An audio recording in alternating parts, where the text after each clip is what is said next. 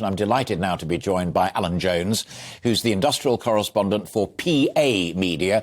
PA stands for Press Association. It's an absolutely brilliant, impartial organisation that gathers news right across the country and the world, feeds it to people like us. It's a genuine source rather than somebody whispering in your ear in a bar down in Westminster. They're the genuine article, and Alan is the top man on industrial affairs.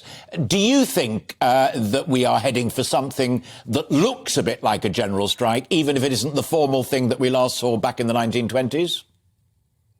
Yeah, hi, Alastair. I mean, there's no question we are. I mean, we're almost there already, you know, and if people weren't quite sure, then these last few days have confirmed it. You've had the Royal College of Nursing announcing their members have voted to go on strike. You've had the PCS announcing 100,000 of their members have voted to go on strike. You had the Lecturers' Union earlier announcing 3 days of strikes. So, I mean, there's no question, I think. I'm not exactly sure when, but I think probably before the end of the year or possibly into the new year, we will see the biggest outbreak of industrial action since 1979. In fact, the NHS is going to be the big one. I've been saying this for a while, and you know, it started. The GMB union have just announced this morning that their members working for the Scottish Ambulance Service are going to go on strike for 1 day at the end of the month. So, you know, it's already starting. Absolutely. And not everybody uses the trains, not everybody uses BT, not everybody uses the passport office, but everybody uses the NHS. We're talking to a nurse later on in the programme, an ordinary member of the RCN who for the first time in her life has said, yes, now is the time. The government, it strikes me as well, this afternoon, Alan, are not playing it brilliantly. As far as the NHS is concerned, and I agree completely with you, that is the eye of the storm.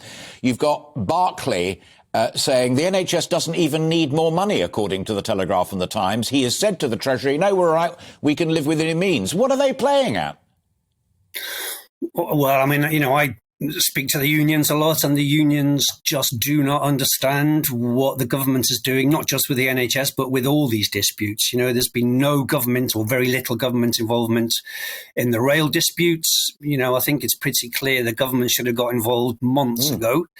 And some of the comments coming out of ministers about health workers, just incredible. You know, there was one comment in the week about how nurses go to food banks because their relationships break down. You know, it is incredible. Yeah. The health secretary did meet the RCN leaders the other day, but, you know, again, the unions think when that happens, it's more of a kind of box ticking exercise, if you like. Nothing concrete is coming out of any of these meetings, discussions, interviews that we're getting from government ministers. And I think we're at the stage now where, you know, unless the government wants to see millions of people going on strike, because I'm sure they don't, you know, they're going to have to do something.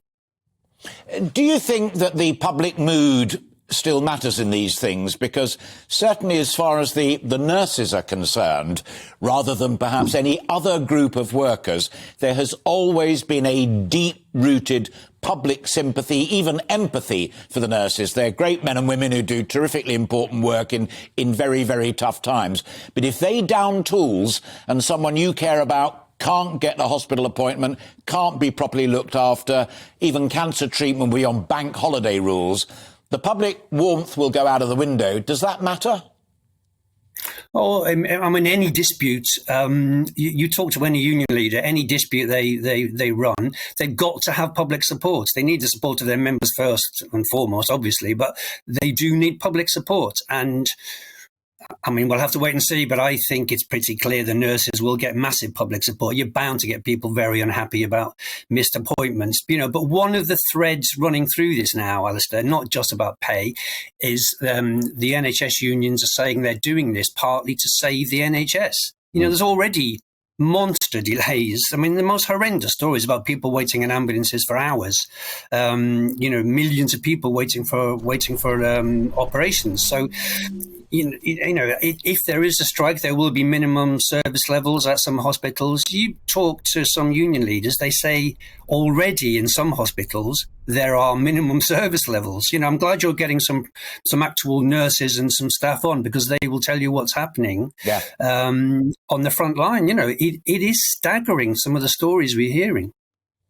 The final point, and it's the same point I put to Benedict there at the end. given your years of experience and the range of people that you talk to, Alan, do you sense that this is a group of trade union leaders, pretty experienced, pretty accomplished, who've decided, right, the time has come for the coup de grace and put the boot into this government? No, I don't actually. I think not even for once, but I think these disputes, they're coming from the bottom up. So, for example, I was talking to a rail union leader the other day, and he's been around the country in the last couple of weeks. And the message he's getting back from his members is they want more strikes because nothing is happening. You don't get tens of thousands of nurses voting to go on strike because a union leader's telling them. This is why I'm saying, and it's great you're having people on. They will tell you at the front line what's happening. This is why they're going on strike. It's nothing to do with union leaders telling them what to do. A really crucial point to end on. Alan, always a pleasure to talk to you. Thank you very much indeed for your wisdom and your experience. Alan Jones there, the industrial editor of the Press Association.